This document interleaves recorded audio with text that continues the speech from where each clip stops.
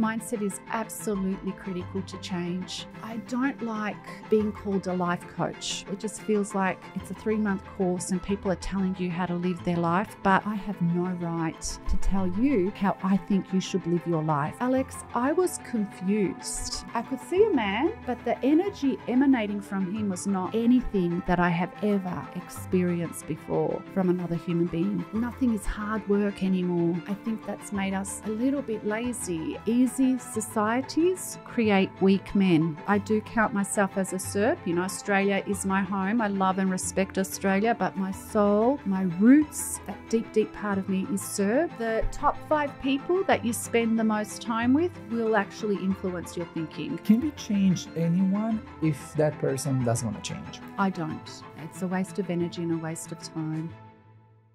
Suzana, dobrodošla u Empire State Balkan. Danas ćemo pričati na engleskom, ali iako si mi obećala sljedeći put kada se vidimo da ćemo držati ovo na srpskom. Jesam, to sam obećala i sljedeći put obavezno na srpskom. Hvala vama puno, Alex, što si me pozvao ovdje opet i drago mi je da sam ovdje sa vama.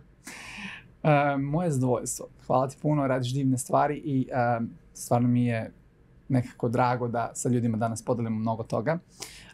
Kao što sam rekao, idemo na engleskom, bit će ti lakše zbog izražavanja, a ti možeš da proučiš i malo srpskih reči pored toga. What is your background?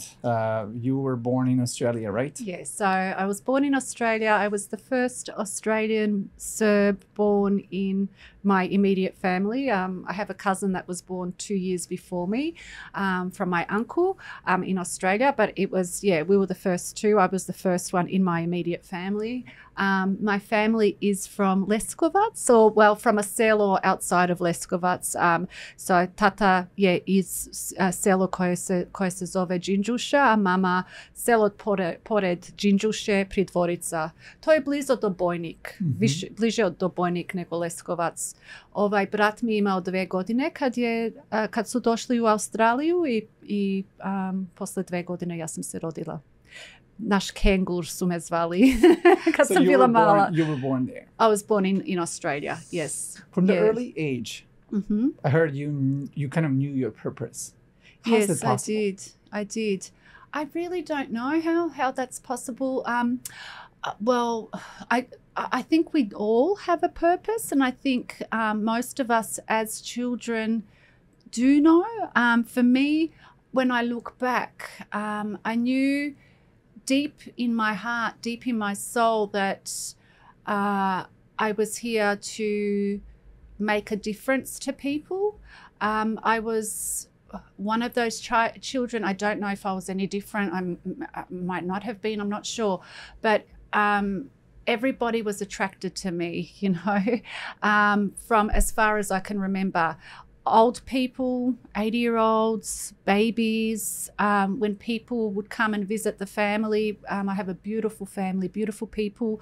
They will always ask, će Suzi da bude tu, da vidimo Suzu, you know, like I just had a natural ability to connect to people's hearts, to understand and connect with people's spirit, really, and understand people's blocks. So I always knew one day that I would be doing something in leadership around spirituality, around helping people understand their greater purpose and their potential.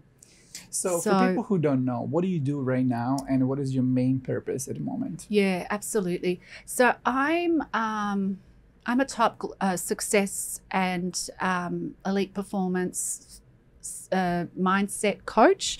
So what I do is I work with individuals as well as groups, and I educate people about themselves.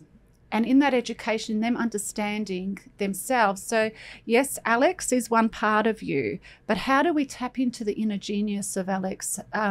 How do we, teach people about their own power? You have the strongest, the most potent success tool within you. Every single person has it. Every single person has it. Every single person has it, and that's your mind combined with your heart, with the spiritual, invisible side of you.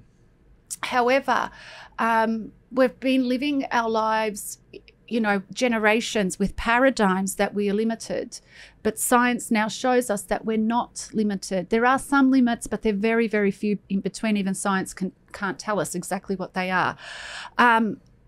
So my purpose is to really educate people about themselves, help them tap into their own power and break through into having the life that they've always wanted, whatever that may be. Predominantly, I work with business people, but you can apply this stuff to anything. I've had people find their soulmate. I've had so many parents, Alex, say, I joined for my business. I wanted to work with you for my business. And the even bigger reward I had, my business is thriving, but the most biggest reward I have, my kids are thriving. Our relationships have improved. Because when kids start to understand themselves, they're able to tap into their inner genius.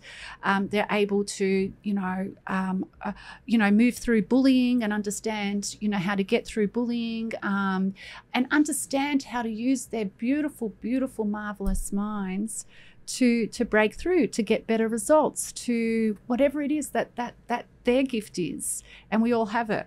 Yeah.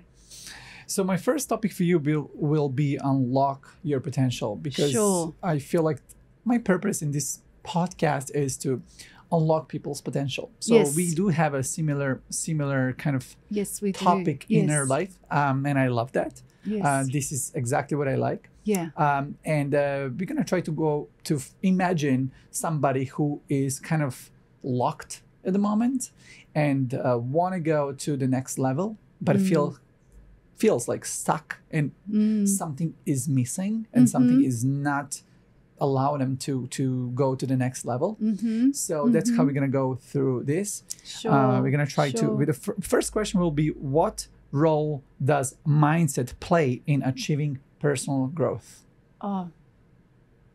It's absolutely critical, critical. There's nothing without mindset.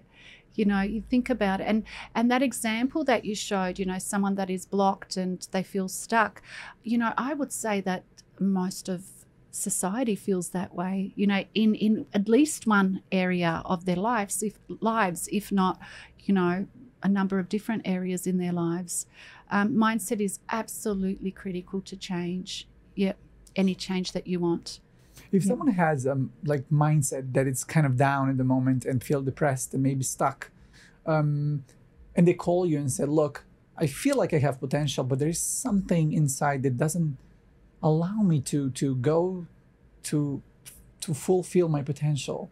How do you approach these people? And what is your first step? Absolutely. So my first step is really to get to know the person. So there's a lot of coaches out there that have done a 6-month, this is not, being negative, but it's what's happening.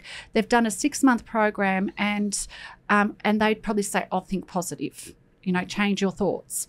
And yes, that's a part of it, but it can be very, very dangerous. So my first step is to really get to know the person, understand where they're at, understand what's causing their feelings, okay? Understand how long they have felt this way. It's really important to understand, are they grieving? Has there been a death of a relationship, a death of somebody that they love? Has something happened in the recent future? Because if it has, that needs to be dealt with first. The grieving process is so important, okay? Otherwise they can suppress it. Okay, so so I find out where they are, number one. Then if I find out that they are reasonably motivated and they've tried to go for things and they always end up hitting a glass ceiling. So, they've done the work, they've done a bit of work on their mindset or not. They want more, they're committed to having some change, but they keep hitting the same level, then that shows me that it's most probably a paradigm. So a subconscious block. It's a subconscious block. It can most probably be in most cases. So I look at also a little bit about their childhood. For me, that's really important because, Alex, when you think about it, from the period of gestation to the age 7 or 8, your conscious mind has not been has not been developed. So your conscious mind, and you would know this, you know, because you specialize in mindset too, your conscious mind is the mind that filters through any information. So as a child, that information is going straight into your subconscious. But also you have children, think of your own children, okay? It's not often always what you say to them. It can be. They are so intelligent kids. They are so perceptive. They know what's going on even when there are no words. They're able to tap into the energy of what's happening around them. So your subconscious is actually your emotional mind. It's the vibrational mind. This is where you can tap into, and the vibration can go straight into the subconscious. Okay, So I find a little bit about their history too. You don't necessarily need to know where it's from, but for me, personally, I like to understand my client a bit better, especially with the one-on-one clients. And then when they understand it a little bit better, they're able to say, okay, so mum and dad, when they were saying, oh, you know, you don't do well in tests, it was because they were stressed at work and they were migrants, and, you know, they wanted me, that was their culture, and they wanted me to get better marks or whatever. You know, they could see what was happening rather than what they perceived as happening, okay? We also have to remember, though, that paradigms have been passed down from generation to generation to generation. And I think last year we spoke a little bit about my history. I have the most beautiful family in the world. My parents are naturally intelligent. My parents are very good people, and they've got great hearts. However, they were denied the opportunity for an education, for a formal education, because they grew up on the cellar. So it was hard work and it was survival. And those paradigms were passed down from generation to generation to generation. Well. Yeah, to me, in a completely different land, completely different, you know, halfway around the world in Australia, completely different time of abundance. And yes, you do have to work hard, but my perception was we always had, they were incredible. We never went without. There was always so much food. We didn't have designer stuff. It was Kmart, but that's okay. We never went without. Incredible what they've done. However, in my mind, as a child, it was stress, it was hard work, and money meant that you had to work very, very hard. Okay, and I think, yeah, so those paradigms are passed down. So, you know, we have those, we learn those paradigms and they become our truth as a child. So, and I know I'm going around, so please let me not just, you know, interrupt when there's, I'm just very passionate about this topic. And, you know, I try to get them to understand where it's from, where it's coming from, and then I design a combination of things with my one-on-one clients to address their needs. So what do we know about the subconscious now? We know that you can change it through repetition or emotional impact. Okay, emotional impact is usually negative, but also there's so much research with the heart and mind. So the heart is actually the greater mind if we learn how to use it, because here the brain is meant to keep us alive. So there's fear, mm-hmm. paradigms. So if we start to align what we want and the feelings and tap into our intuition, which is a higher faculty of the mind, and you know, have heart mind coherence. So the imagination combined with the heart, it's coherent. We can start to move through and change our paradigms a lot easier. It's not easy always. Okay, I've had in myself some paradigms change like that. Most of the time, it's been consistent mm-hmm. discipline in changing them. And how many clients did you have so far that you helped in your career? We are doing research on that at the moment. So a few years ago, we did just some research for marketing, and it was over 1,600. Now it would be way more than that. So I have clients, from all over the world, from every continent except Antarctica. So, yeah. And what did you find that is kind of the most common thing that people struggle with? The most common, hands down, is the M word, money. So I've worked with people that didn't have money, that had to find it somewhere just to pay for the coaching. Some, even, brought out loans or redrew. And I've had millionaires. I've had one of the people that was probably the most successful he was in Canada, in the capital city there. What's it? Montreal? No. Or like the Montreal and... it's on the tip of my tongue. Yeah, me too. Does it start with O? No, It'll come to us. It'll come to us. Yeah. So, so he had a global company with thousands of people. He's had a network marketing company, but he was way up there. He was the top earner, male earner in Canada. So I've had a range of people, and the number one thing that people come to me hands down is money, whether they've got money or not. It's like, well, how do we get to the next level?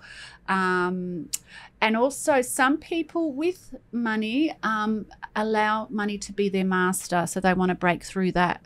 Whereas those that don't want more. How do I break through these old paradigms to receive more? So, yeah. So if I understood correctly, the paradigms are the most common thing that kind of separates people from stepping forward and going to be more successful. Yes, absolutely. But the money is something that people want the most. Yes. So yeah, that's right. So absolutely spot on. Yes.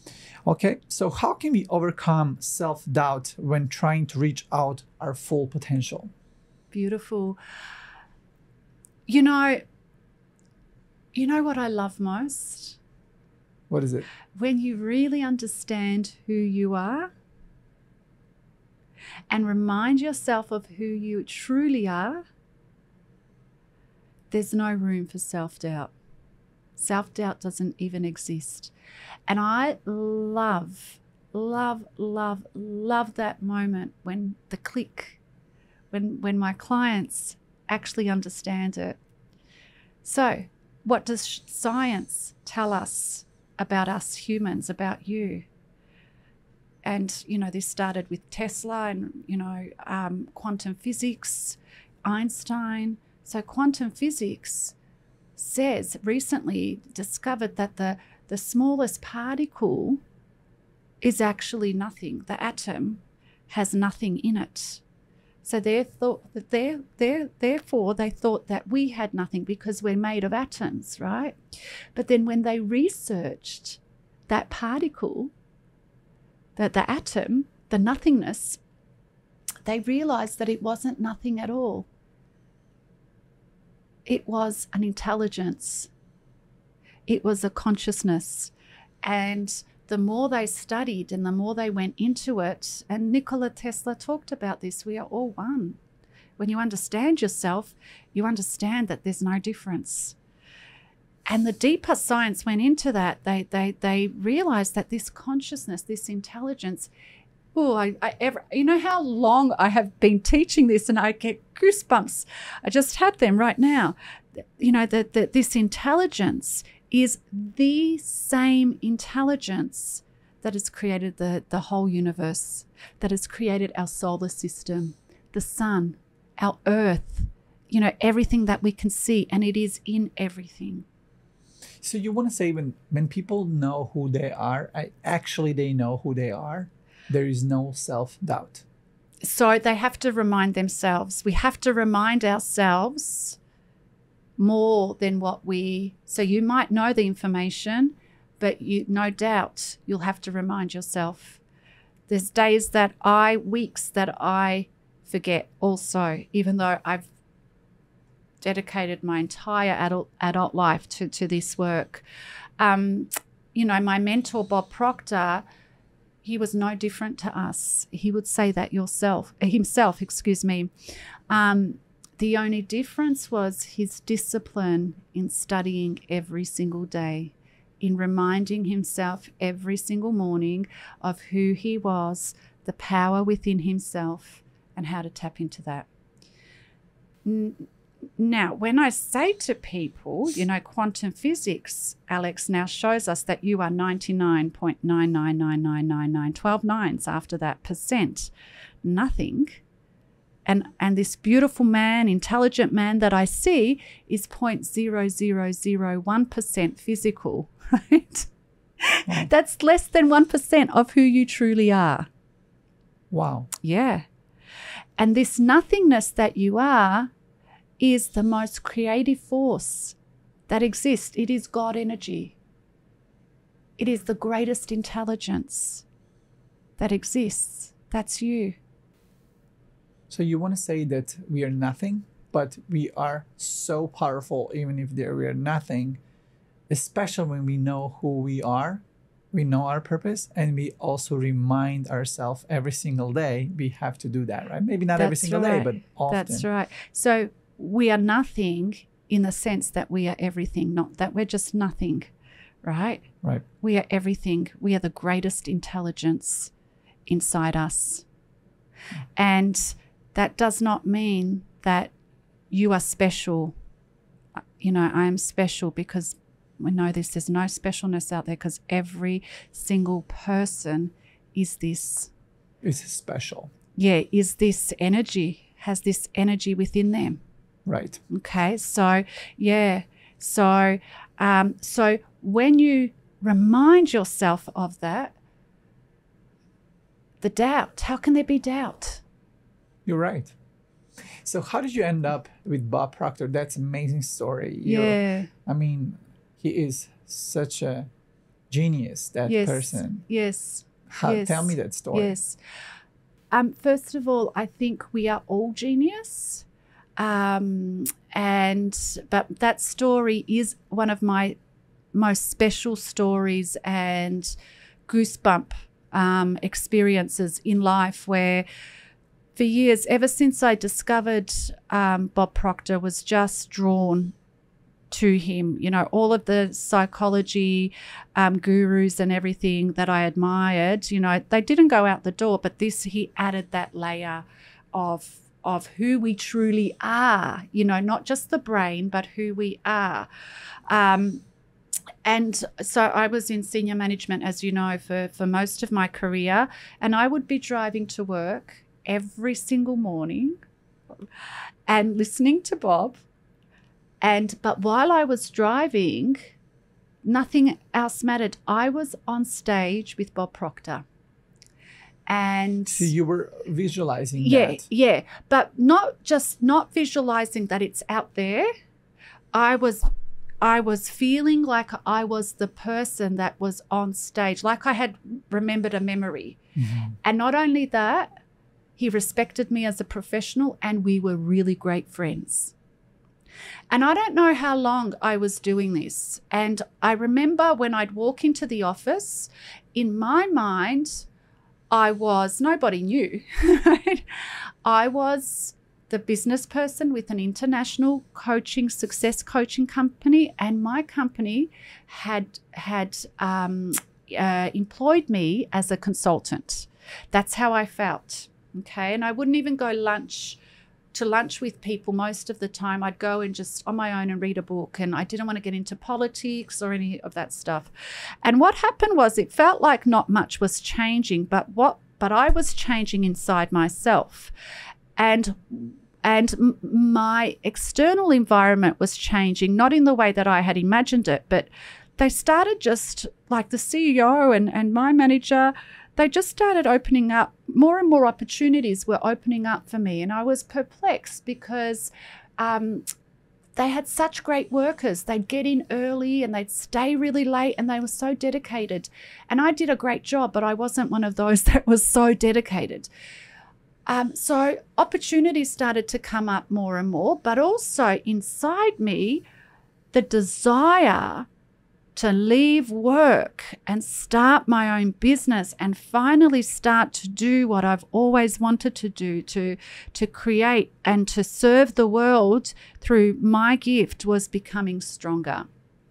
But I was too scared to leave work because I had 2 mortgages on my own. I had, invested in property as a young, my 20s. So still had a lot of, debt tied up in the mortgages. No bad debt, just the mortgages. But still, my mindset was, how am I going to do it? How am I going to pay these mortgages off? Because I got a pretty comfortable salary. And then it got to the point where my body started to react, and I was working with an accountability partner, and we had 3 goals, big goals that we wanted to achieve in 90 days. So by the end of April, which was our 90 days, I achieved my first 2 big goals. The third goal was me to leave work and start my own business. That was the only one that I hadn't achieved. I was just so afraid of leaving work. And then 2 weeks after, my boss called me into the office, said, sorry, I've got some bad news. We're having a restructure. Your position will be affected. You can take a package. Long story short, I walked out of the room and was jumping up and down. Yes, yes, yes. Decided to take a package. The CEO called me, said, no, we're not letting you go. What do you want? So then I said, all right, I'll give you 6 months. If I'm still not happy, you have to give me my package and I can leave. So I stayed another 6 months. So yeah. Oh, sorry. I talk a lot, don't I? Bob Proctor. Bob Proctor. So when I left work, I was like, how am I going to do this? I started to really get afraid because I've never been in business. And then I realized you can work with Bob and become a consultant. That just fell in my lap. I didn't know that before. So I became a consultant, and long story short, I became one of his top consultants. We became friends. There was a stage where he was my accountability partner, and I would send him an email and he would reply every single day for about 3 or 4 months. Some beautiful, beautiful emails from Bob. So, and I'm so honored, for that opportunity, because it's something so special that I've experienced in my life, and I've always wanted that. But also being a Serb, I do count myself as a Serb. Australia is my home. I love and respect Australia, but my soul, my roots, that deep, deep part of me is Serb. Why do you think that? Why?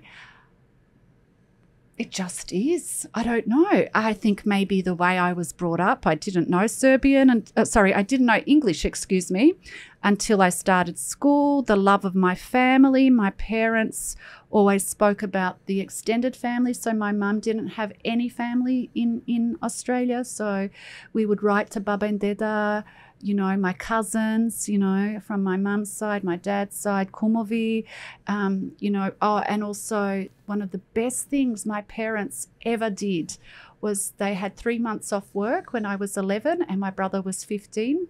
And they took us to Serbia, and they let us in the cellar. They knew everyone, so we just ran free with all the relatives, all the family. It was just the most beautiful experience.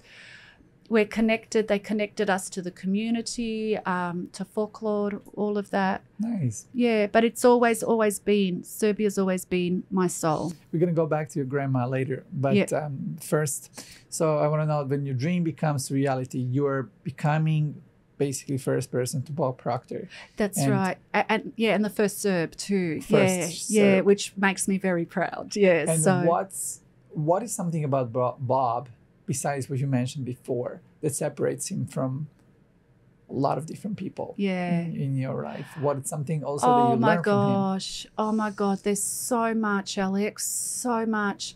First of all, I will share one incident, but before I do, first of all, one of the most common things that people would ask me about Bob is he really the real deal? Because they've been so disappointed with leaders. They see them on stage, and then when they get to meet them, absolutely 120% Bob was the real deal, 120%. But I remember one of the first small meetings in Bob's Millionaire Roundtable. There was probably about 10 of us had a special meeting with Bob. And this was at the beginning when I just, just before I started to become very successful. I manifested that normally you're not allowed in those meetings, but I manifested it.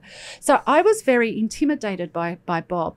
And when I walked into the room, all the seats were taken around the table, the 10 other people.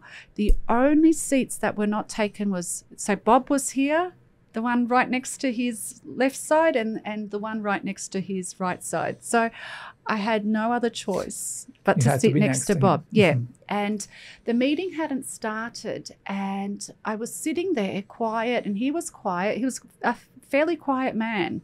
It was interesting, unless he had people, and he was serving. And he was just quiet.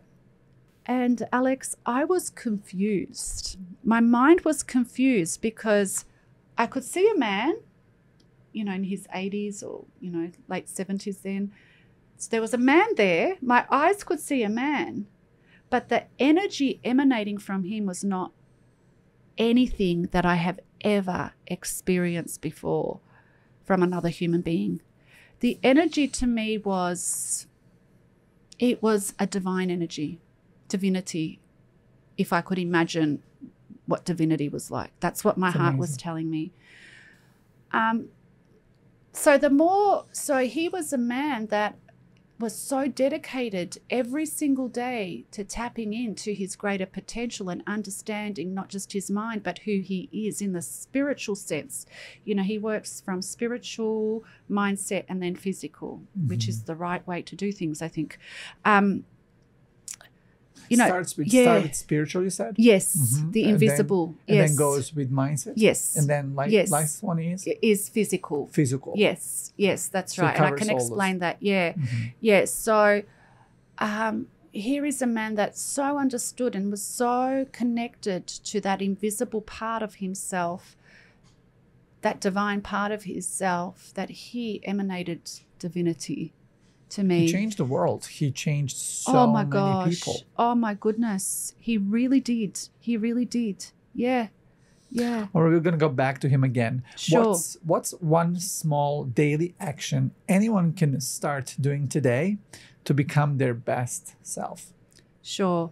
So I would really understand what it is that you want. Get out of your head and connect to your heart. How does someone knows that they need to get out of their head? Most people are in their head. Most people are with their paradigms. But they don't know.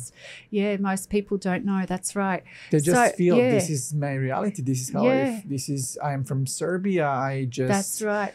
This is us. There's no hope for Serbs, whatever. This is the way we do this. It's a bad politics and it's a bad... So how what's that feeling? What is that emotion that people feel? What is something that people can is there something that people can recognize that paradigms? Absolutely.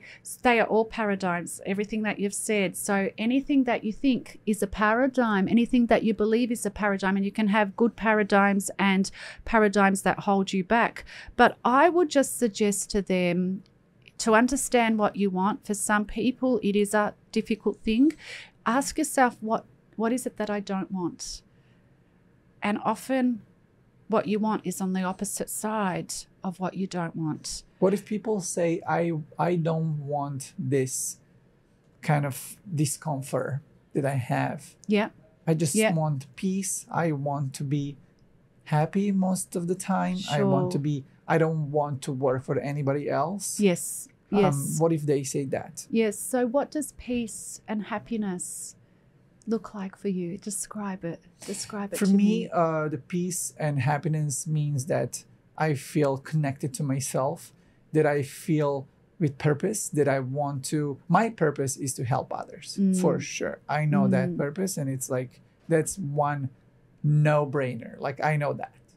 The thing is, thank you so much for saying this before. I do need to remind myself very often that that's my purpose. Yes. Because sometimes I lose that. Yes. I lost it today. Yes. And I was like kind of very, very sad. Even today, Yes. I was like, what is going on with me? Yeah. So for me, go back to your answer, to my answer to you. I want peace. I want that purpose much more often. Yes. I want kind of in the future financial, not financial freedom for me, which is probably different than for others. Yeah, absolutely. And that's what I actually want. I want to help as many people as I can. Yeah, great. So they're the type of questions I'd ask. So what is financial freedom for you? How do you want to help people? What is the impact if you can feel it? Mm-hmm. The impact that you're having on other people, feel it. You don't have to see their faces. You don't have to necessarily know who they are, but just feel it. Great. Feel the impact. So let's say that, you know, we're someone that we just met and you want to help me, okay? I would encourage you to feel the feeling that you would help, that you would have after we left, knowing that you've made a difference. So capture that feeling, see it in your mind and connect it to your heart. So when people, to answer your question, they're the type of questions that I'd ask them. So I want peace, I want happiness. Great, that's a fantastic start. So tell me more about peace. What does peace look like for you? And you go deeper and deeper and deeper. Yes, because peace, like you said, peace, financial independence is different for everyone. Correct. Yeah. So peace for some people might be, well, you know, I'm a migrant. We're going to get kicked out of this country. Peace would mean that we just have citizenship to USA or Australia or whatever. I'll have peace of mind knowing that my children are going to be okay. So I would go a bit deeper just to understand. And when you ask people open questions, then they will eventually open up deeper and deeper. When I lecture, you know, I think I tell you what I think you should know. It's not going to work. And also, I don't like being called a life coach. I don't like that. No, yep. I don't like that. I cringe anytime people call me a life coach. First of all, it just feels like it's a 3-month course and people are telling you how to live their life. But most importantly, I have no right to tell you how I think you should live your life, you know. And also I feel, and many people disagree with me on this, which is fine, but I feel the term life coach takes away your power a little bit. You know, you have the power within yourself. You might need some guidance with just some questions and some information that I know about people. You know, but ultimately, when you connect with yourself, you know so much more about what you need and what you want out of your life than what I do, than what Bob does, than what anyone else would know. So my goal is that people really understand themselves, and I'm here as a mentor or a teacher to help them open up through questions and through understanding themselves a little deeper. Yes, and education, you know, when they're ready, if they're open to receiving the education, if they're open to doing the work. But ultimately, I want them to really know that they are the leaders of their life.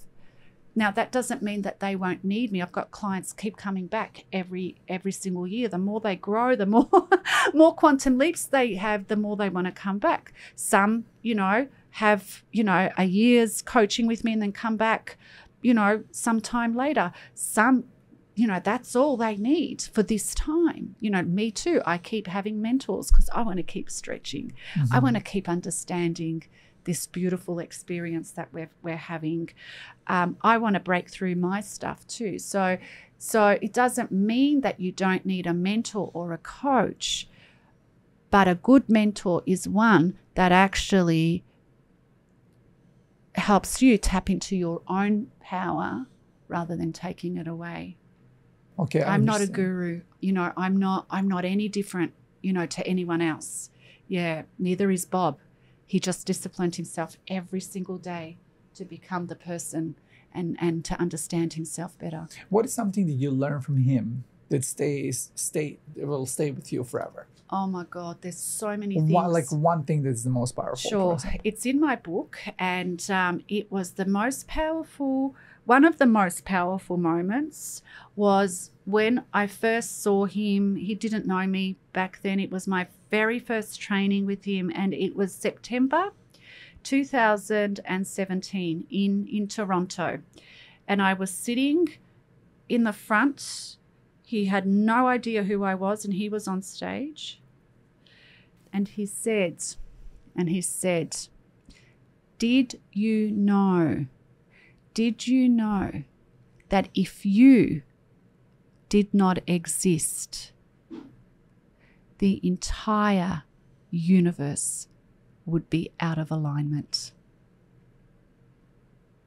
If you did not exist, the whole universe, think about it, it's infinite. The universe goes on forever and ever and ever and ever. If you did not exist, Alex, the entire universe could not function the way that it is functioning. Just got chills. And at that moment, I just felt like, whoa, every single cell of my body just opened up, and I started crying. Just tears started pouring out, and I knew that I had been playing small and wasting my life. And that was the changing moment. That was the first really changing moment. When you say playing small, do you think most of the people play small? 100%, yes.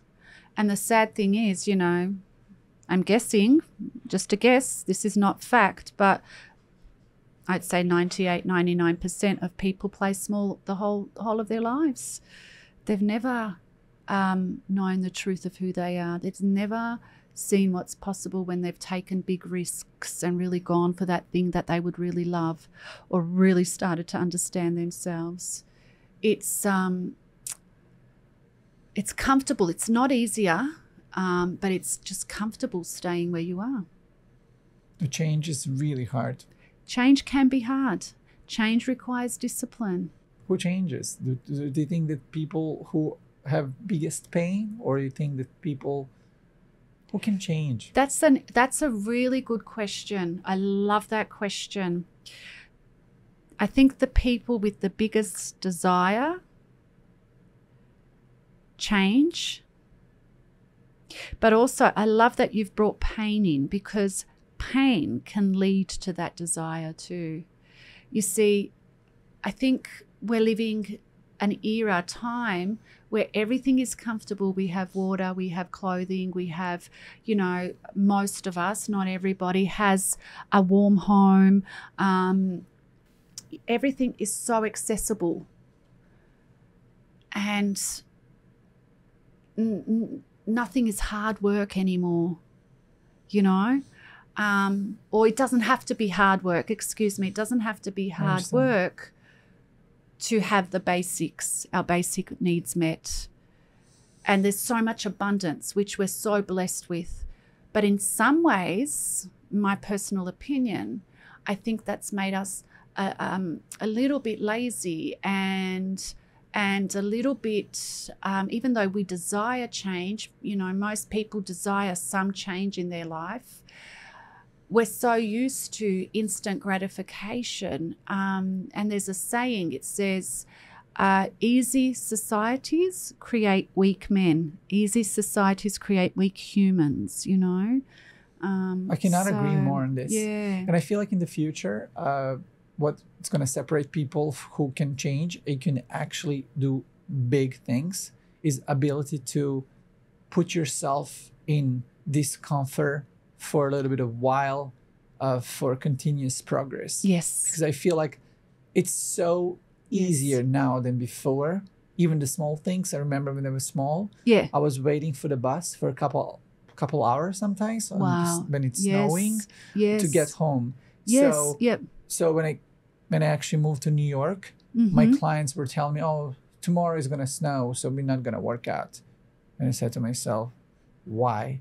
it's not going to be like end of the world. It's going to snow. That's right. Back to your, I think you're very right about this, because I feel like we are so weak. We are becoming so weaker because everything is instant gratification. Right. Yeah. And what's going to separate people who can actually change and do bigger things is that ability to put yourself in uncomfortable situation for a little bit of longer period of time. Yes. And I always tell my clients, you have to do that on your own, sometimes on purpose. That's why they say it's good to do cold shower. It's good to do things that are out of your comfort zone, because you're in such a easy environment right now. Correct. I so agree with you. I so agree. And there was something that you said that really, I really, really agree. It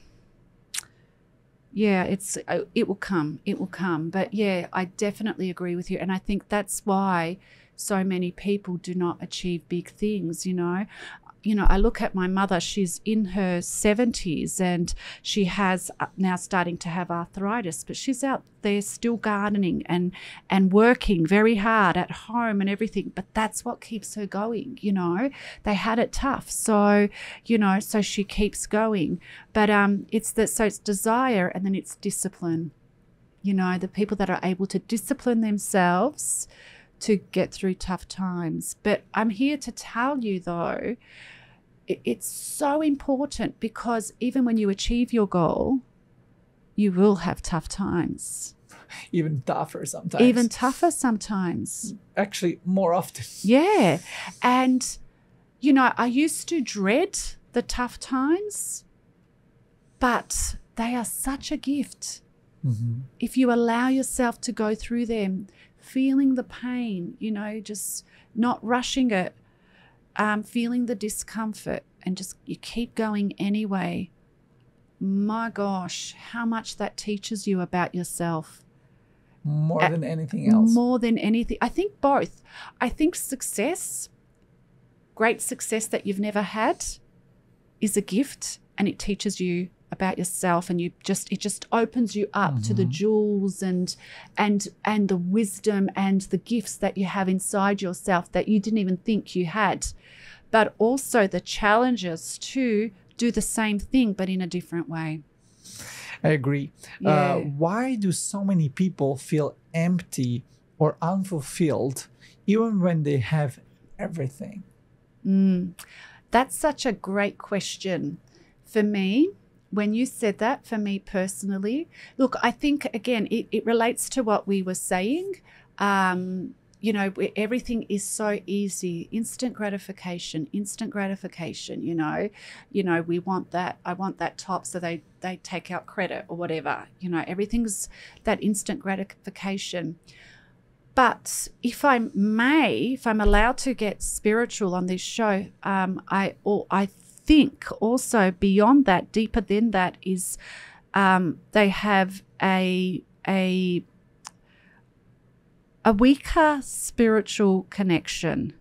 And a number of ways. I'm just thinking about myself. That connection to family, how I said earlier, Serbia is my soul. You said why? That connection to family, that connection to Serbia, that connection to the Orthodox Church, that connection to that deep, it's like an anchor. It gives me a foundation for life, So we need that.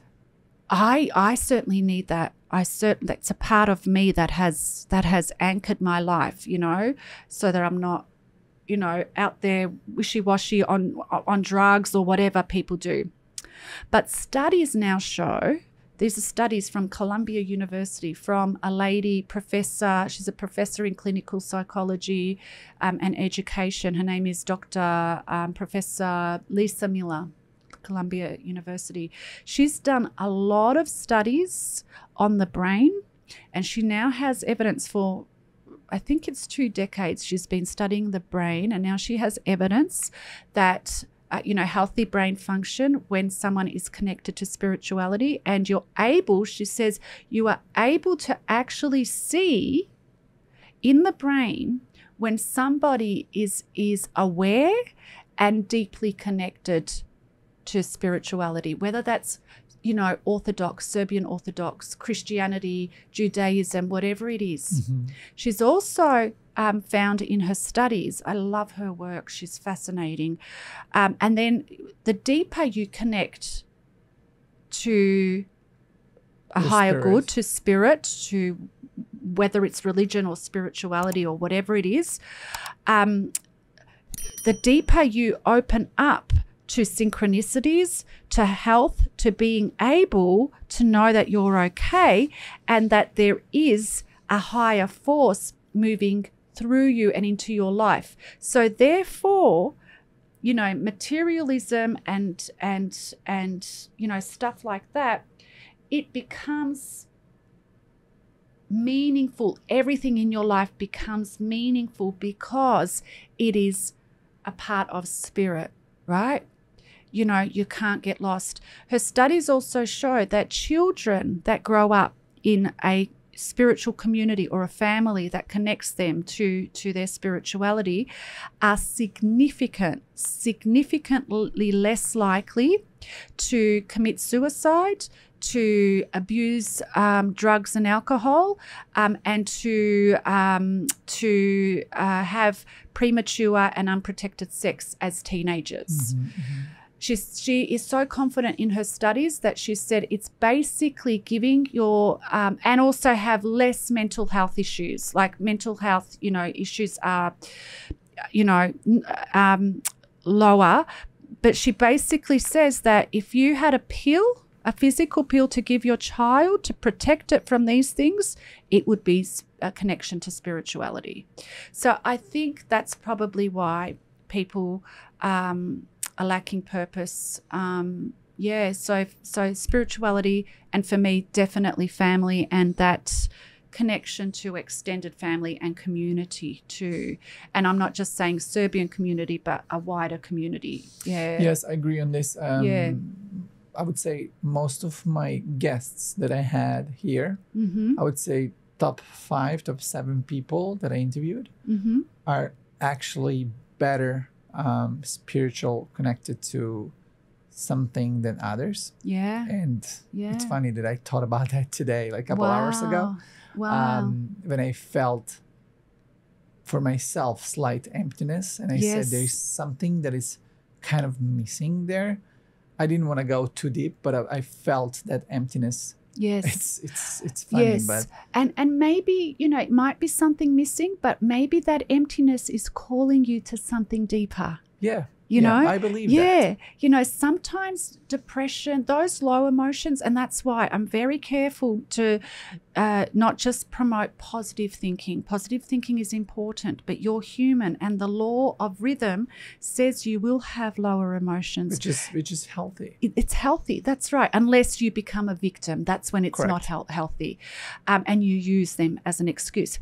But sometimes those lower emotions is your spirit calling you to a deeper connection, a breakthrough, or a deeper understanding of who you are, or a deeper connection to God, whatever, you know, you want to call whatever God, you believe Christ, whatever it is. How can someone recognize the difference between external success and internal fulfillment? Absolutely.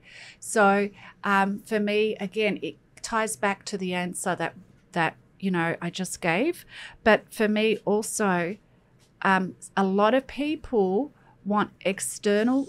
They see external success as just the physical stuff. So I want the $1 million, the 10 million, the 10 billion. I want the house. I want the gorgeous trophy girlfriend, whatever. I want the abs. And all of that is absolutely fine. It's great to go for those goals. You know, that's absolutely fine. However, do they come from a place of lack? Do they come from a place of insecurity? Do they come from a place where you're robbing yourself? Why do you have to have those things? Okay, so that's one thing. So that's where people, and also, is money your master, or are you the master of money?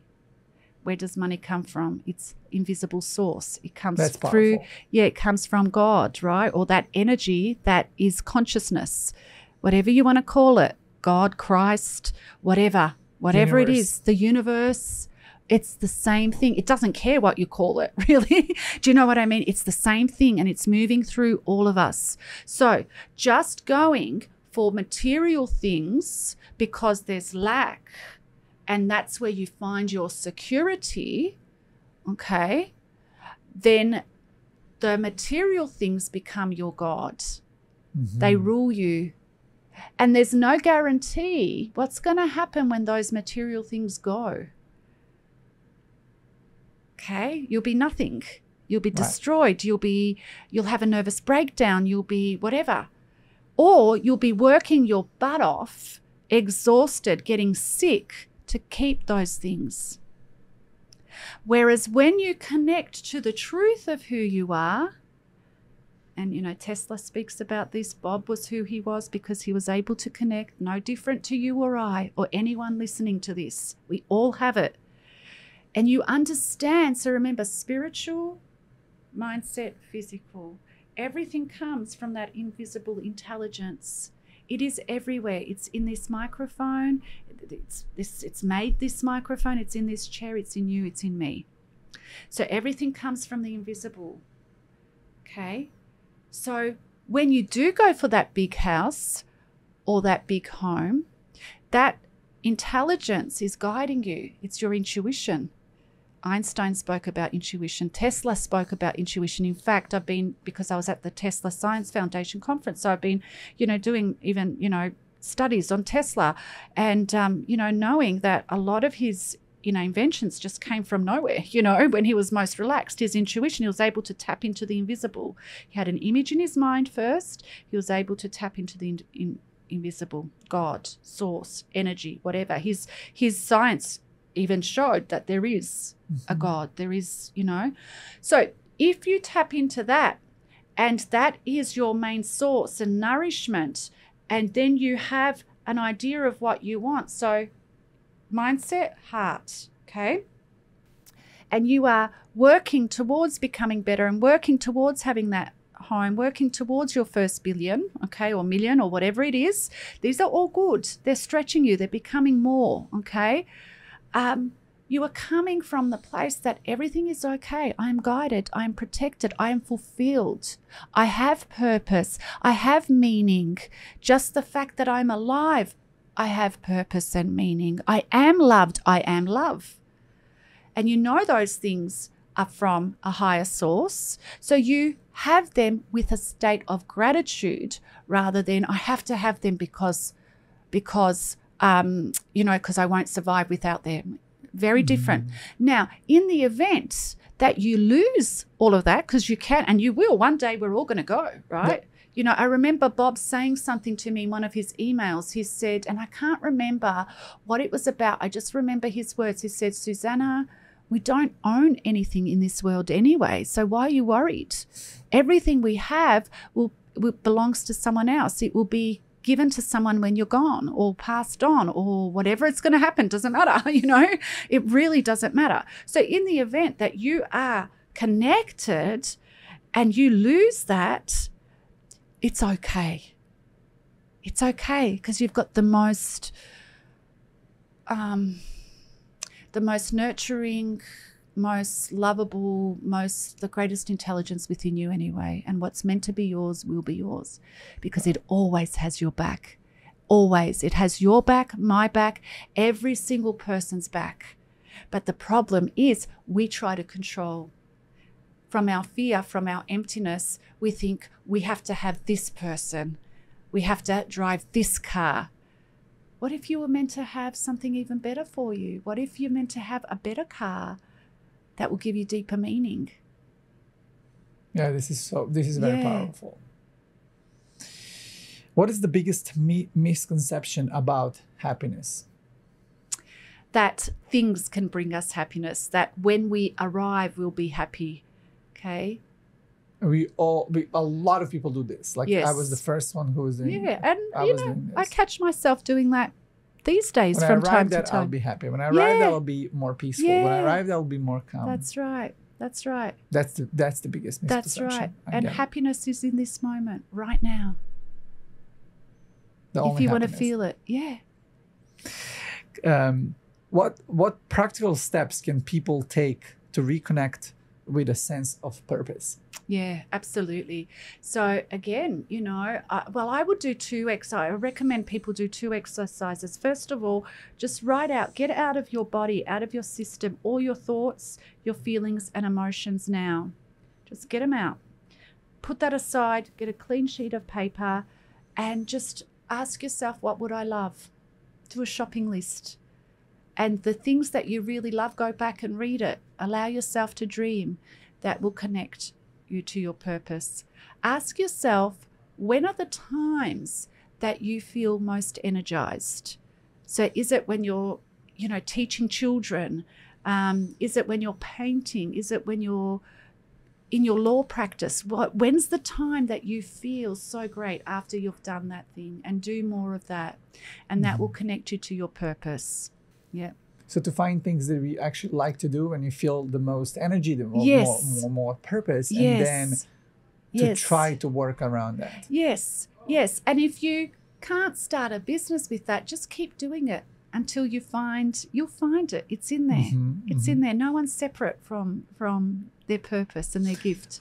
You have a new book. Congratulations Thank on you that. so I much. saw that you Thank you. you were in Times Square. I love that Yes. video. We're going to Thank try you. to post that video here during the episode if it's Thank possible. you. If we're going to download. How can someone renew their mind when they feel stuck in negative thought patterns? Yeah, to negative paradigms.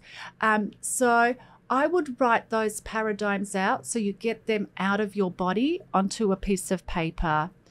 Have a look at what you've written. It's, you know, Alex, you'd be surprised how such a simple exercise, what it can reveal to you.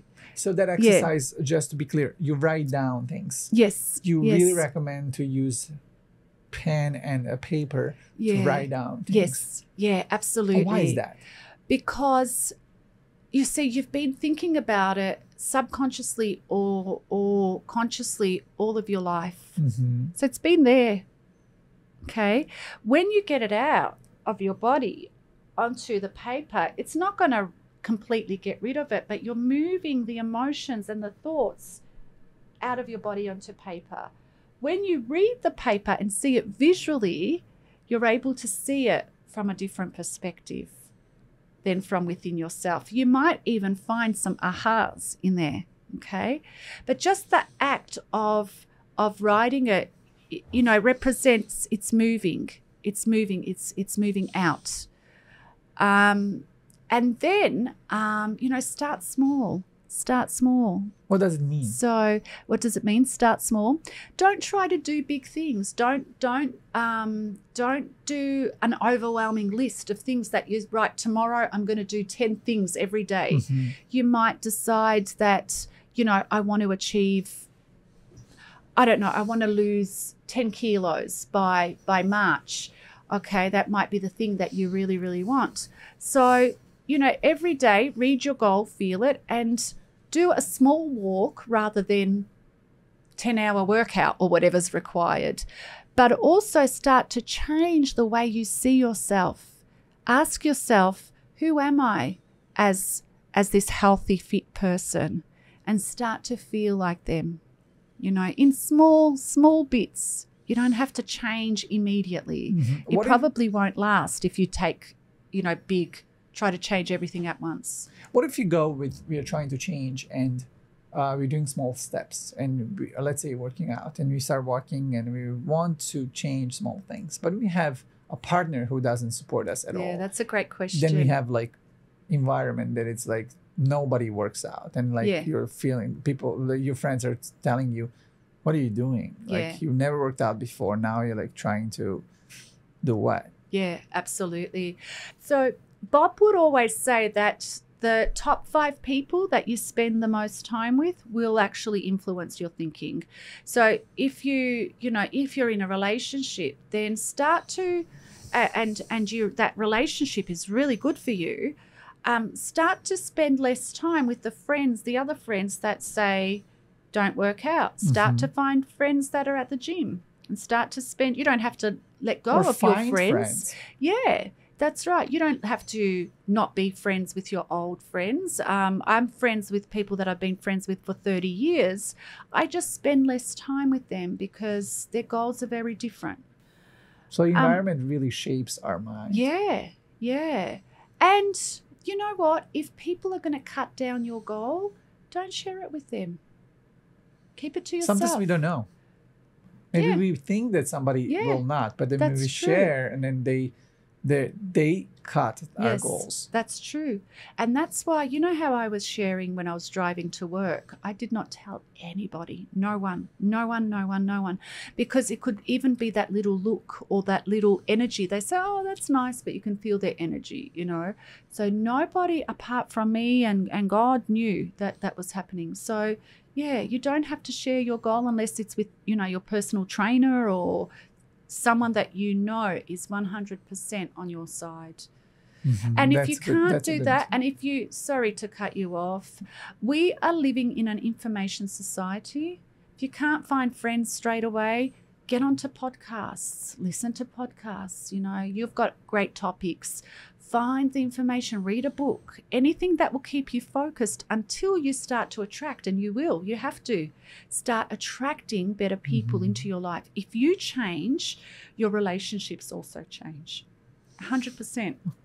Znači ništa ne brinite, samo pratite naš podcast, mi pokrivamo teme koje su vama potrebne da budete bolji. Evo sada me Suzana motivisala da ovo kažem. Ona razume srpski i ovo što ću ja da kažem. Ne treba niko da vas podržava u tome što radite. Ukoliko vas ne podržava, mi smo tu za vas. Ovdje imate svu podršku ovog sveta i verujte mi, pišite mi slobodno, ja ću da vas podržim ako vas niko drugi ne podržava. Obavezno. What are common mental habits people should avoid to maintain a healthy mindset? Yeah, sure. So habits that people should avoid is really indulging in negative thoughts. So I heard a billionaire, an Australian billionaire once say, and it's so true, we cannot think positive all the time. It's impossible because some thoughts come in faster than the speed of light. Okay? Now, what that means is the thought is not always the problem. The thought's not a problem. It's when we emotionally attach to the thought and keep it going, we start to dig our own hole. Okay? How do we know that? How do we know that we are attached to that emotion? Yeah. So connect with your feelings. So if you forget to, it's so easy to be present. It's so easy to forget to be present with your thoughts because we're so busy and we're basically unconscious most of the day.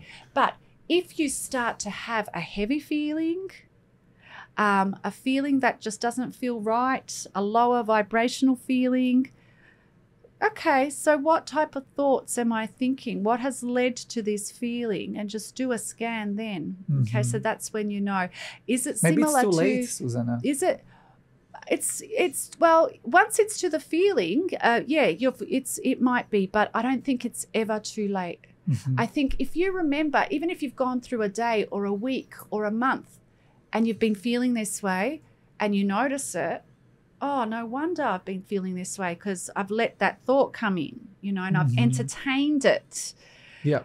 Then the next time, you might not remember to do it for 2 months, but the next time you do it, you know, you've alleviated it or you've cut it down. Then the next time it might be shorter. It might be in a week's time. So I don't think it's ever too late. And I think the more discipline we have in, okay, there's the thought. Okay, that's how I feel. Okay, I'm going to let go of that. So, yeah, so just remind yourselves, thoughts sometimes come faster than the speed of light. And when they come, just notice it and detach. Don't get emotionally involved. Yeah. Yep. This is interesting. But the thing is, like, for example. It can be that we're not spiritually connected to ourselves. Yes. It can be that we had Yes. thoughts that Yes. day. It can be that we didn't sleep well that night Yes. and we just felt Yeah. empty, depressed. Maybe we had a few drinks the night before. Absolutely. Maybe it just Yes. the girl had a period. Like Yes. all of these things can be, Yeah. but understanding ourselves as a, absolutely. am I understanding Yeah. that correct? Understanding Yeah. ourselves and then Yeah. trying our best to understand where is it coming from. Yes. Yes. But now I come to this thought that we have to practice meditation. We have to practice all of this. It's a lot of work. It's a isn't lot it? of work. It's a lot of work. That's right. It's a lot of work. And you know, I'm learning with myself, if the feeling is there and I've forgotten to, I have become attached to it, that's okay. Happens to everybody. Exactly. That's okay. Tomorrow's a new day. Well done, Suzana. You've tried. You know, you've done your best. I have felt a lower emotion. That's great. It's moved through my body. You know, it's okay. Everything is okay. Unless you allow the thoughts and the feelings to become your master, you know, unless you've become a victim. Yeah. Let's talk about victim. That's a great topic. How do we recognize that somebody is a victim? And is it ever useful for us or not? I don't think so. I think so. All right. First of all, how do we recognize when we've become victims? So for me, victim is you are indulging in the reaction to the situation. Explain to me. Yeah, sure. So you have recently had a breakup and it's painful, okay? And that takes a long time to overcome the grief. So maybe it takes 3 months, 6 months, a year for some people, especially if it's, you know, a long-term relationship or marriage. They say that breakups are like a death, right? But you start to become a victim when you start to say, oh, well, why me? This is not fair. He was an arsehole. Excuse my language. You know, what an idiot. This always happens to me. I'm not going to go out anymore. I'm not even going to work anymore. And you notice that you are pulling people down energetically with your story. And as a result of that, you are getting something in return. It's feeding that why me, you know, I'm a victim. Okay, so a victim is when you are sucking energy out of other people or even yourself, and you're using it as an excuse to keep you angry, resentful, or where you are, right? Now, if you are a victim, just recognize it. We always go, each of us goes through phases like that, you know. Even with all of the work that I've done in myself, there are, you know, moments when, you know, I've been, oh, why me? Why did this happen? But the difference is I'm able to pull myself out, not recognizing, okay, well, don't want that. That's, you know, and let it go and move into my own power. But a lot of people kind of like want to live life like that. I realize that people kind of like know that's not good for them, but they still go back and then they're like, they love being a victim. Yeah. Is that coming maybe from like the childhood? Is that coming from like maybe modeling their parents or? It could be. It could be. And it gives them excuses to stay where they are. They probably also get energy. They suck energy, you know, out of the people that listen, or they might be in a group of victims themselves. And you know, the thing is, though, I think all of us have had trauma of some sort. All of us have had disappointments in life. All of us will continue to have some disappointments and hardship. It's always a choice. It's always a choice. And, you know, I think it's healthy to talk to someone about it, to process it, to go see a counselor or a friend. Express that, Express it. You need to let it out of your body, but not stay in it and not use it as something to pull energy, you know, to pull energy to fulfill, drag people down or drag situations down to feed that addiction, you know. And I think we all have the potential to do that. I think all of us. And from time to time we are victims, but it doesn't help anyone staying in that. People that choose to be that way, that's their choice. We can't do anything about it. That's their choice. I would rather spend less time. Not that there's anything wrong with that. Everyone, not that they're a bad person or whatever, but I personally choose to spend less time with people that choose victimhood because I don't want to go there. Yeah. You started a company that's called Your Two Minds, and now you have a website. It's your2minds.com, right? Mm-hmm. Why it's two minds? So that idea came to me when I was having a massage. Actually, I think I couldn't think of a name for my business, and then your with the number 2 came up. So your two minds, conscious, subconscious mind. We all have the critical mind and the supportive mind, or some people call it the devil and the angel mind. We all find ourselves sometimes in two minds. Do I do this or do I do that? We all have that. We all have that. We have our higher self, our higher mind, and our physical, brain that tries to keep us. The higher mind, I believe, is here, and the brain is the physical mind. So from a couple of different perspectives, your two minds. Yeah. And what about the second mind? The mind comes from the brain, and second mind is our heart, or where is it? So researchers, the Heart Math Institute would actually call the heart your dominant brain, your dominant mind. Okay, because it's able to tap into vibrations. It's able to help you with your intuition. And if you allow yourself to connect and you have brain-heart coherence, you're actually performing at a higher level. Yeah, so at a level that you may not be able to tap into just if you use your brain. Yeah. There's also three minds. Scientists are saying the stomach, has more or the same neurons and ganglia as the brain has. So, yeah, so that's why they say, healthy gut, healthy brain. So. Can we change anyone if that person doesn't want to change? No, it has to we come shouldn't from. Try. I don't. It's a waste of energy and a waste of time. If they're a friend, we'll talk about other conversations. I don't think we have the right to either. I think it has to be, not that you can, it has to be from them. Now, you can lead by example. And also when you change, the people, if it's a close, intimate relationship, wife, husband, family, friends, a few things can happen. Often they change too. Or you correct. You guys separate. Yeah. So they can. So the more you raise your consciousness and awareness and become more successful and become a fuller expansion of you, sometimes what happens is that raises their energy too, even without you trying to change them or anything. Another thing that can happen is you are elevated. They might start, but it doesn't matter. You work anyway. It doesn't mean that much for you. And then the third thing that happens, which happens a lot, that relationships sometimes go their own ways. Yeah. So, yeah. So. What is freedom for you? Such a great question.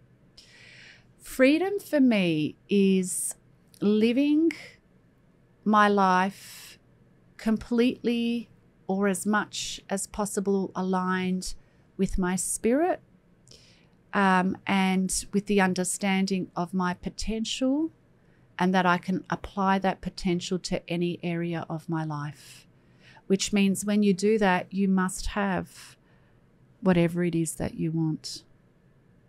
That's lovely. What was your dream when you were young? So my dream was, I always dreamt that I would be an international leader doing this work. But at that time, there weren't coaches or anything, but I could just see myself. I knew my earliest childhood memory was weird. It was really weird. This might sound a bit weird and out there. My intuition knew that there was going to be a point during my lifetime, maybe around my midlife, that the world was going to change. And I came to this life to help people elevate, connect to their spirit, and open up to a greater good within them. Greater good can mean doing the work that they love, being happy, connecting to spirit themselves, whatever it is. I always saw myself as an author and as a teacher. So my dad, my father, and just so parents watching this, so important. I am so grateful for my dad. So this is a man from the cellar, came to halfway around the world, foreign land, worked so hard in a factory. But he had greater dreams for me. So nobody in his family was educated. So he would always say to me, "Ti si moj doktor. Ti će da budeš doktor. Suzana, šta će da budeš kad odrasteš?" And I'm like, "Well, doctor, tata," never wanted to be a doctor. But what he did for me, without realizing he did it, and I have thanked him for it, I knew I had to do something with my life. So even when I wanted to quit school, I knew I had to complete university. And what he did at a young age, he created the desire within me, and I believed I could be anything. I never, ever, even though we were migrants and I am a female, right? You know how there's things, the paradigms out there that if you're a migrant or if you're female, you can't, your life is having kids and a family, and that's absolutely beautiful, and nothing else. I could have it all. That's what he taught me. So what happened was I started to dream big dreams. I was going to do something big. So for any parents that are watching this, please, really, your child has genius within them. They have something great about them. Nurture it and believe in them. Believe that they can do anything, whatever that means. It's a great advice, especially for our people from Balkan. Yeah, from the Balkans. They don't have this naturally. We have to tell them this because a lot of people from Balkan exactly. They don't do this. No. I would say more. Yeah. I would say younger parents do that a little more. That's right. But before, we are not coming from a place where people were telling us when we were young. So. And that's why I am so blessed to have had my father as a girl, because I don't know I think there's one other Serbian family that their father was like that, in Australia anyway. It was just nothing about helping them, or it was just, you're going to get married or whatever. It wasn't that deep involvement and passion for their child to do anything. Mi nismo mogli da idemo u školu, so ti moraš, ti ćeš, ti možeš da budeš, vidi, srećni ste što ste ovdje, zato, I believe you can do anything, so he kept, and his belief was real belief in me. It wasn't, it wasn't like, ti si budala or whatever, like that generation was. Yeah. Mm-hmm.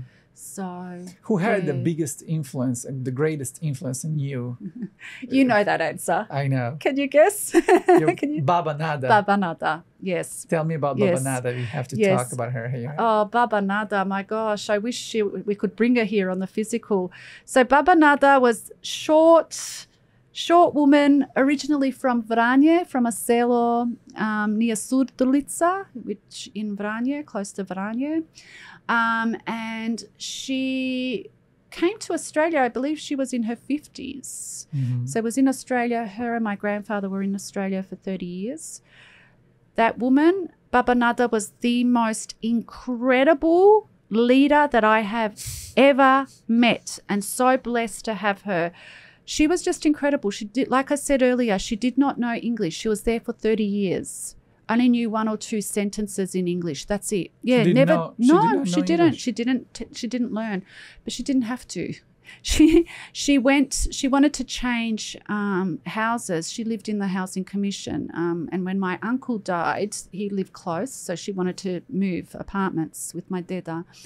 So I took her to housing commission. They said, yeah, we'll put a form in, but the waiting list is 7 years. So, I tell Baba, And then within a year, baba meni kaže da je dobila pismo, od njih i da su je našli stan.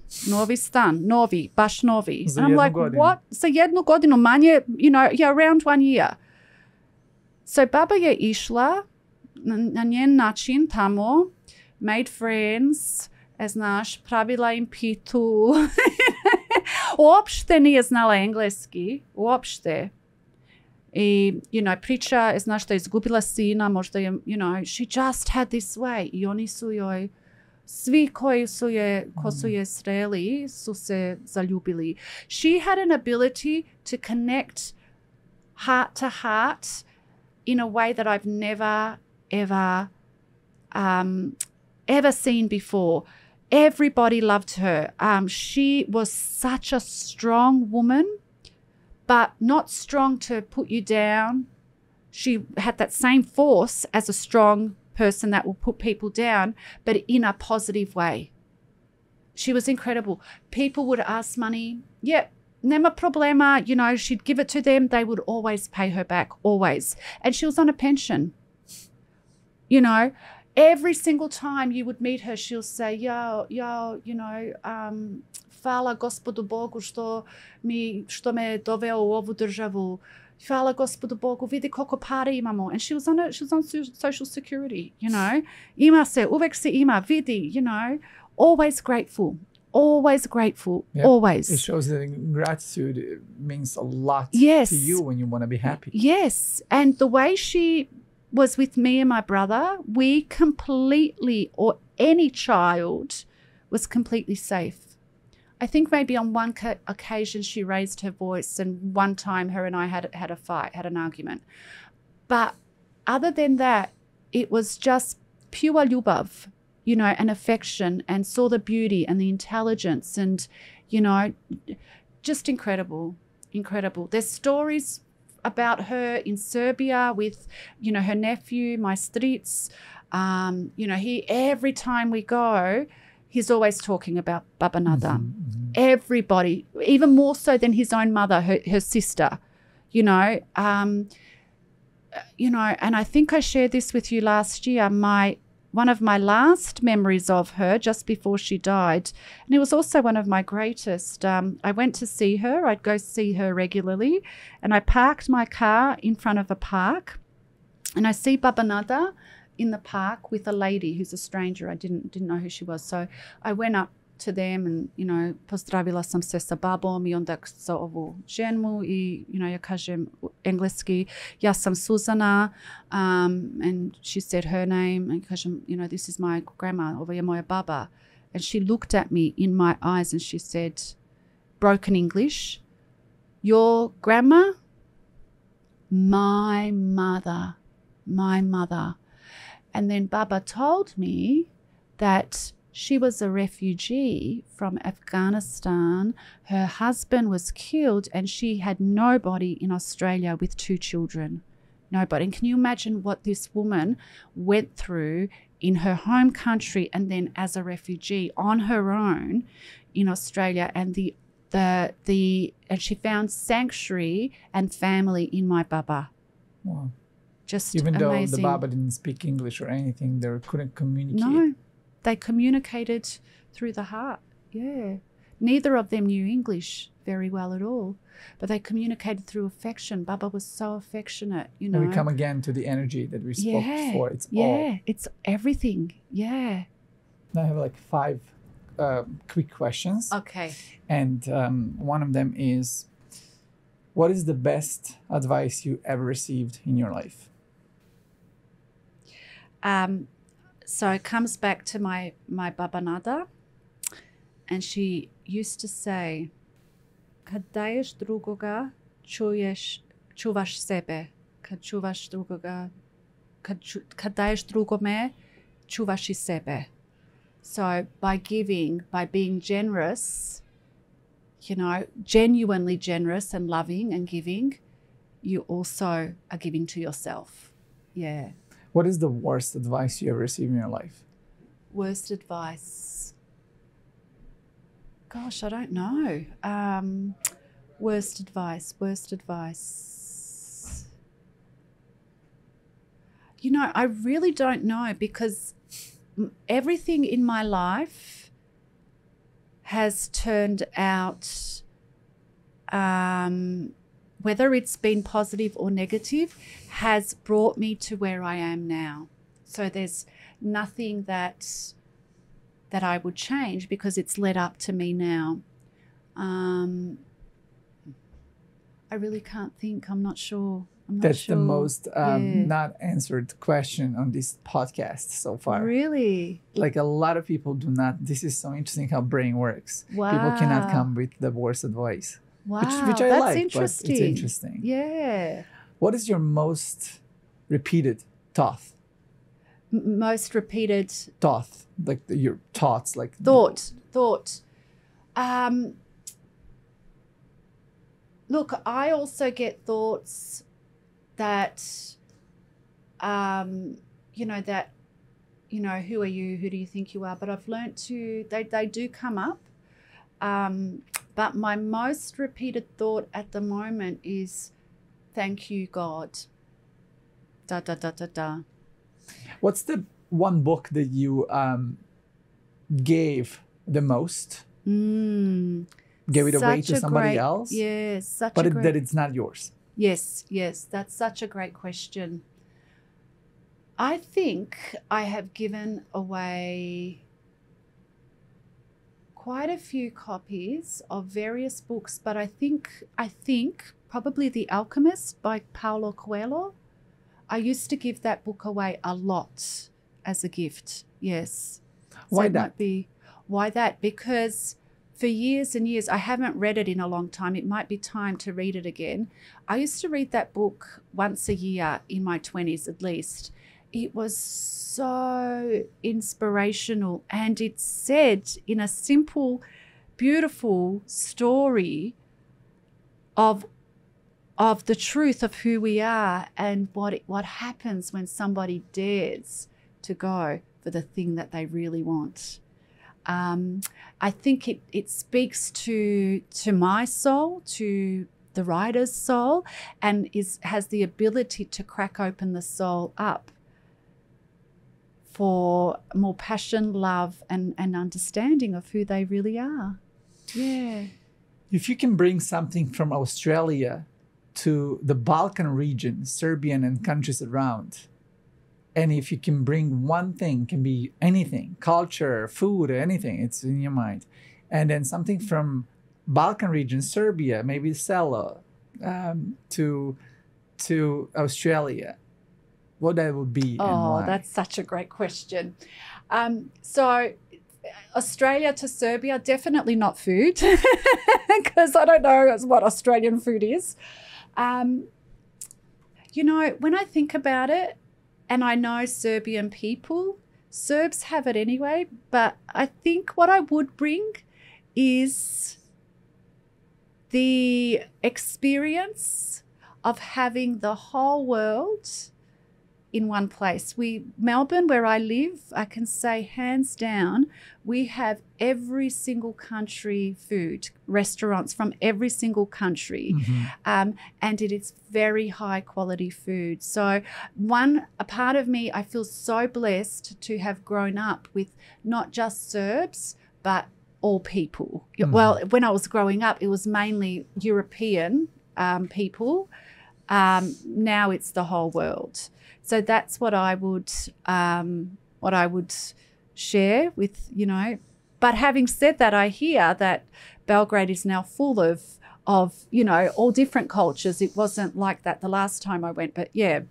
Serbia to Australia, oh my God, so much. But if I could bottle up this feeling that I have inside myself of what it means to be a Serb, and that deep anchor and deep connection, and give it to Australians, that's what I would give.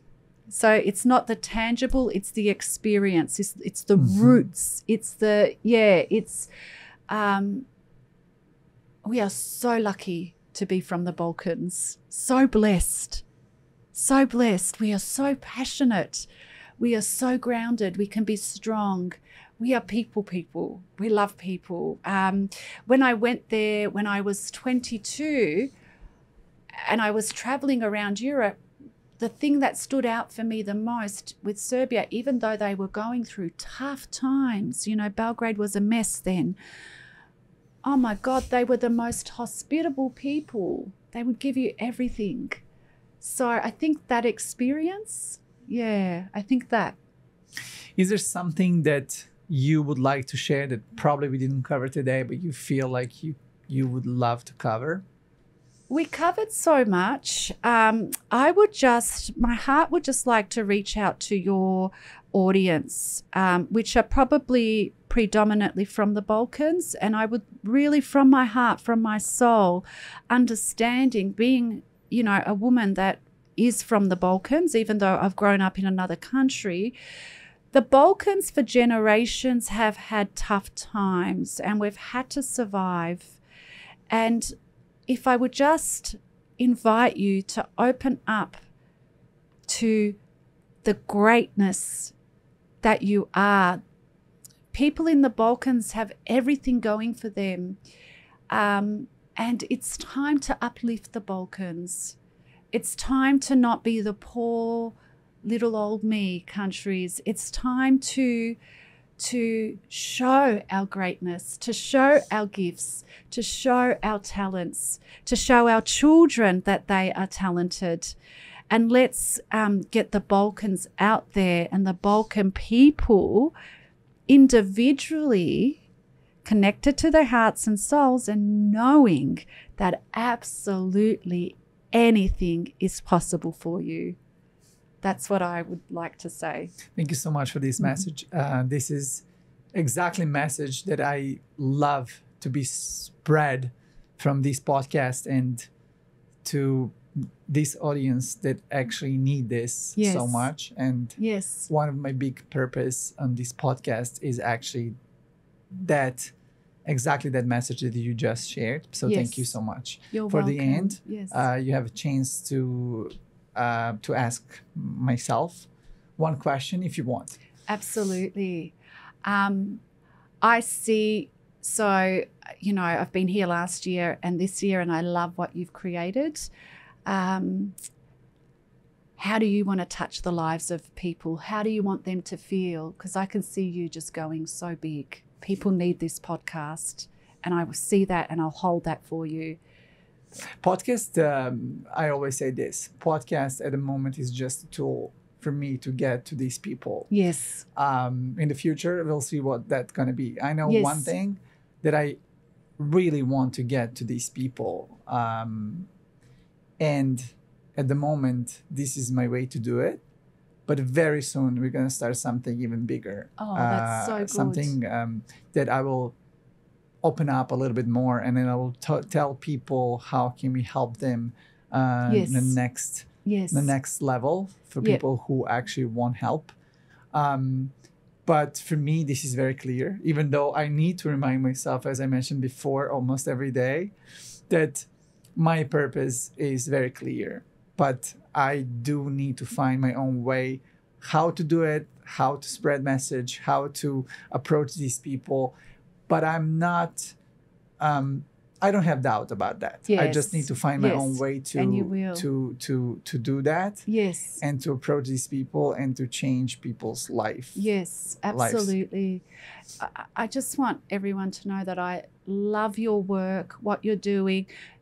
Balkan people are everywhere. There's so many of them in Australia and New Zealand, as you know. So what you are doing and leading the way for us, for all of us, I have not heard anyone do it as well as you are, and you have been, and it's an absolute honor for me to be here. It is my second last day in New York City, but when you said, you know, can I interview you, there's nowhere else I'd rather be. So thank you, Alex, for the incredible work that you are doing for us, for all of us. Thank you.